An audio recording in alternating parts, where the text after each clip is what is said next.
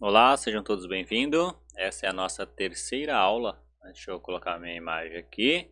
Agora sim, tudo bem?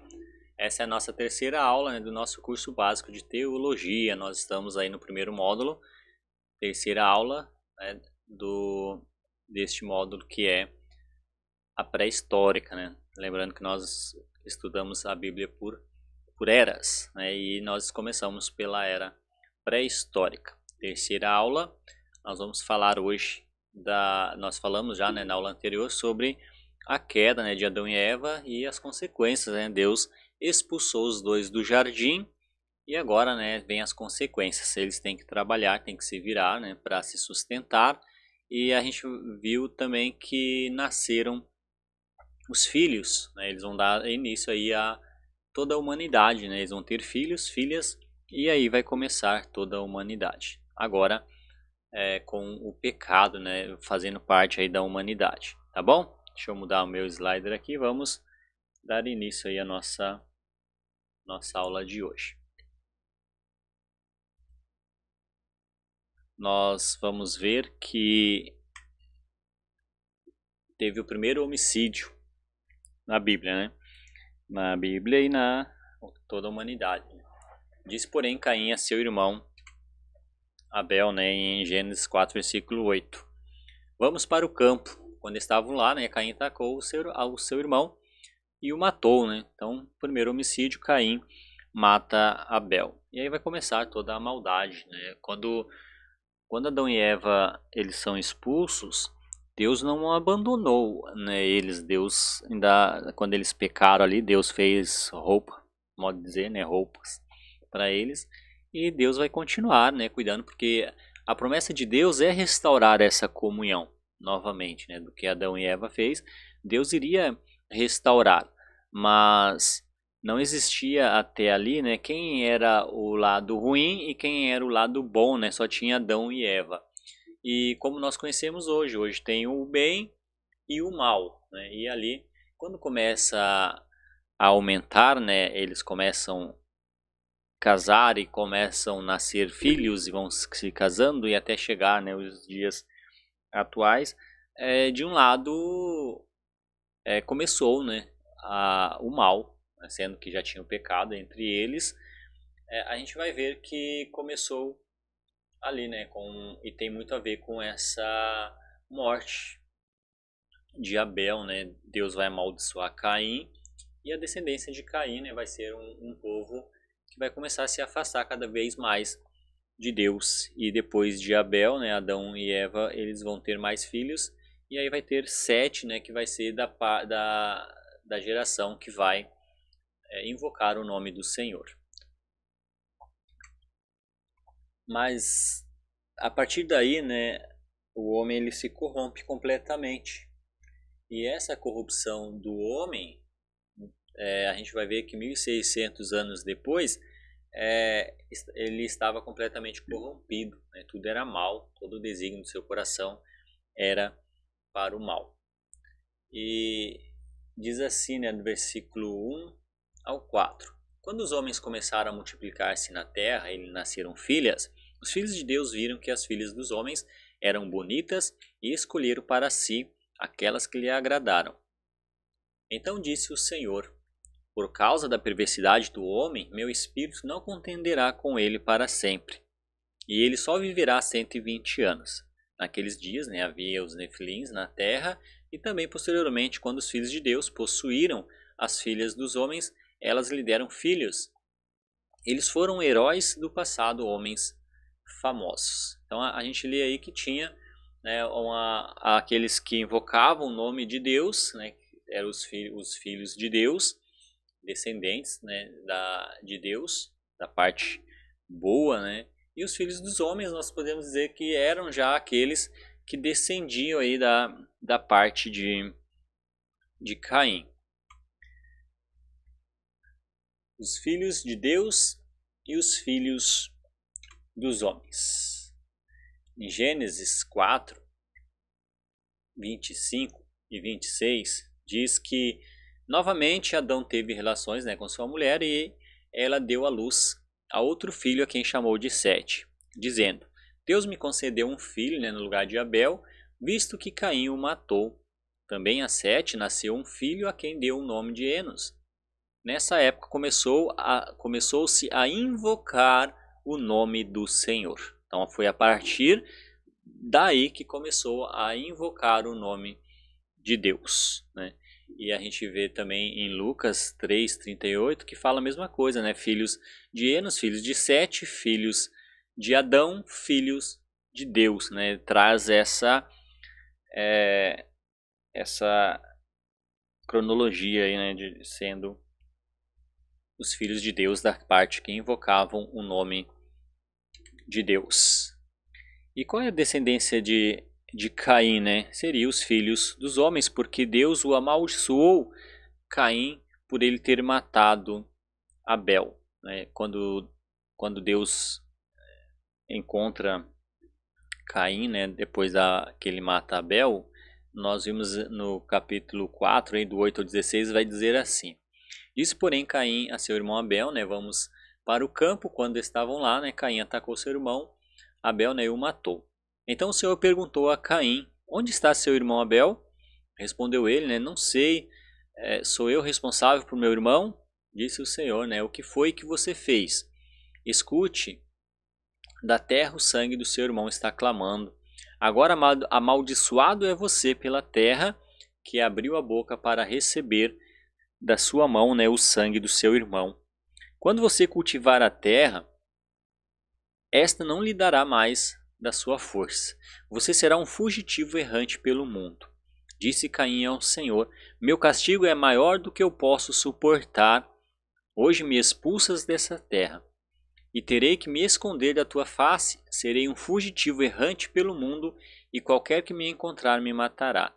Mas o Senhor lhe respondeu: não será assim. Se alguém matar Caim, sofrerá 7 vezes a vingança.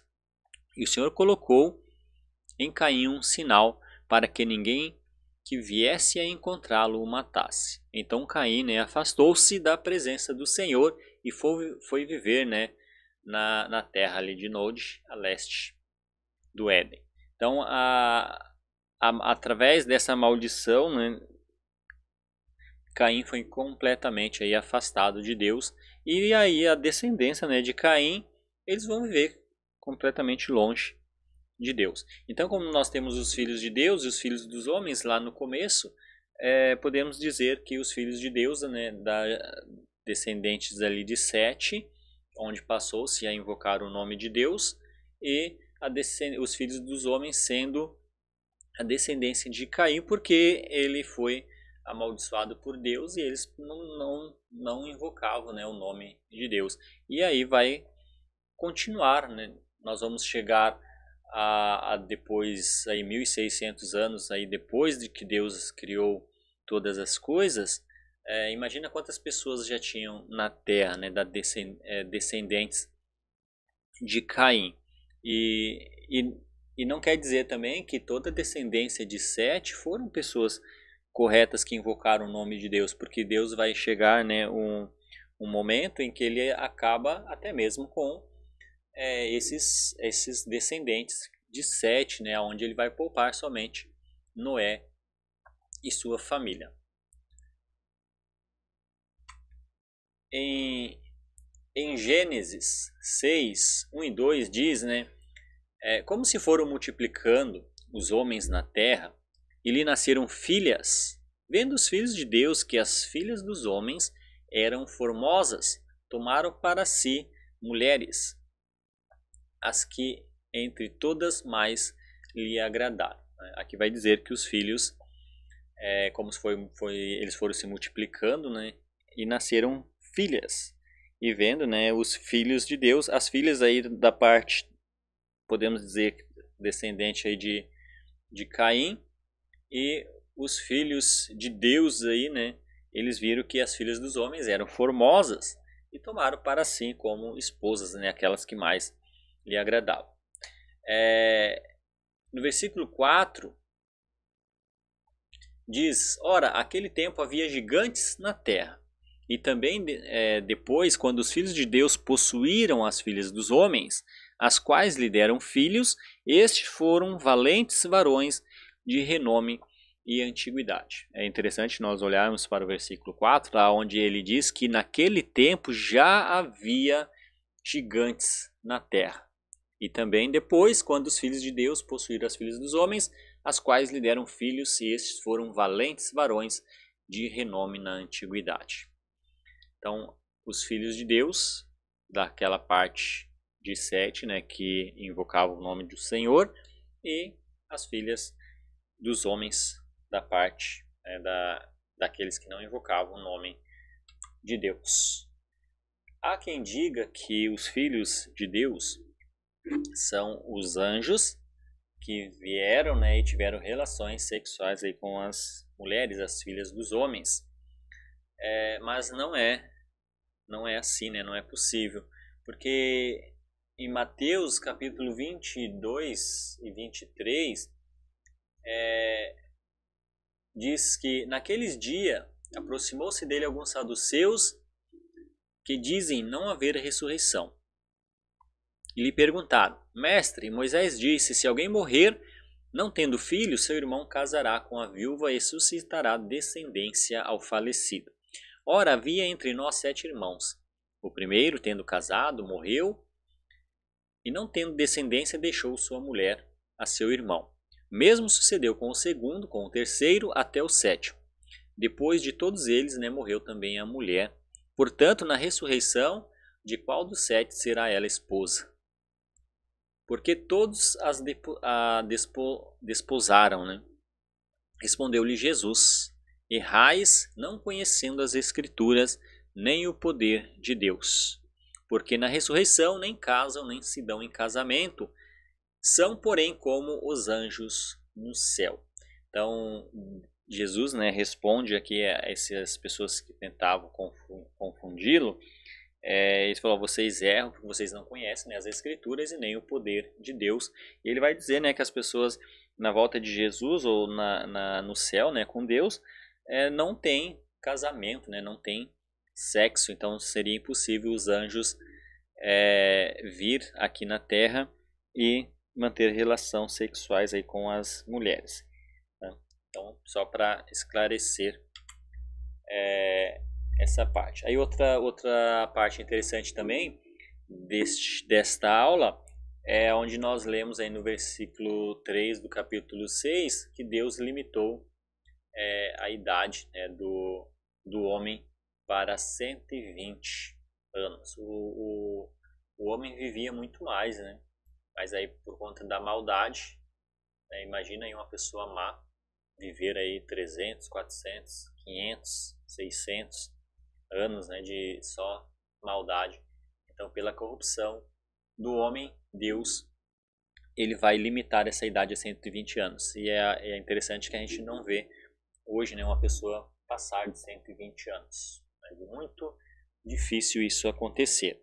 O versículo 3 diz assim, né, então disse o Senhor, né, o meu espírito não agirá para sempre no homem, pois este é carnal, e os seus dias serão 120 anos. Deus vai limitar este tempo aí dos homens.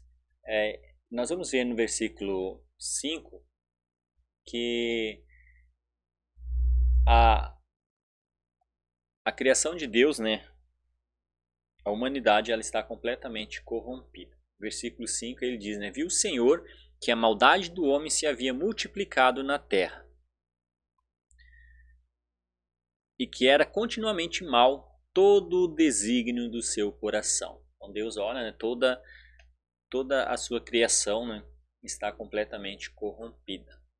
No versículo 11 e 12 ele diz, né, a terra estava corrompida à vista de Deus e cheia de violência.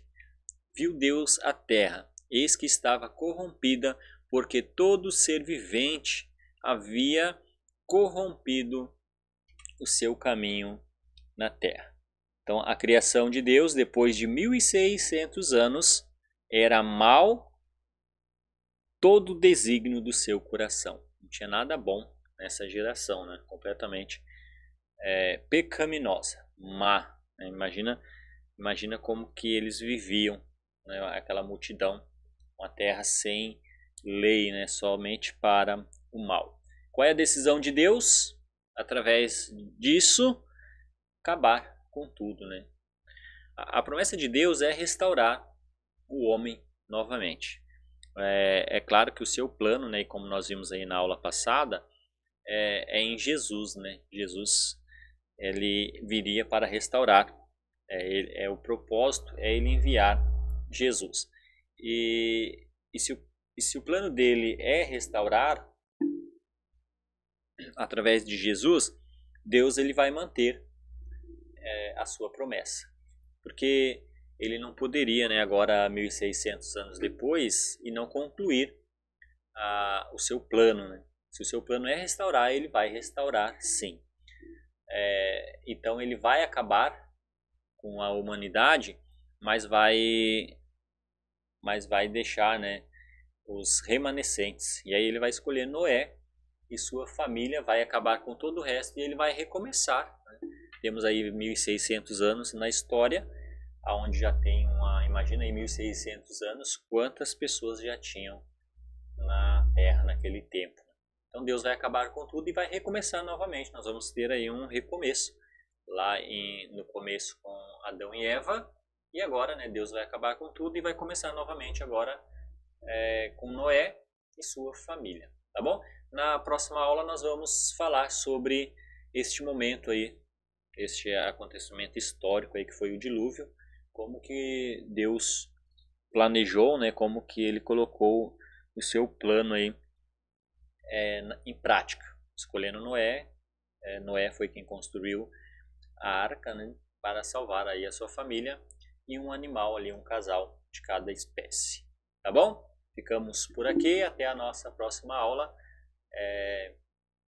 Assistam o vídeo, né? Eu vou estar disponibilizando também ali os PDFs e com as referências, todas essas referências bíblicas, né, vão estar ali nos PDFs para vocês aí estar acompanhando na sua leitura aí, tá bom? Eu aconselho também vocês não só assistir, né, o vídeo, mas também através dessas folhas, aí, através dos PDFs, com as referências bíblicas, leiam na Bíblia para vocês verem se realmente é dessa forma que está escrito ali, tá bom? Qualquer dúvida, estou aí à disposição de vocês, aí é só chamar, tá bom? Que Deus nos abençoe e até a próxima aula.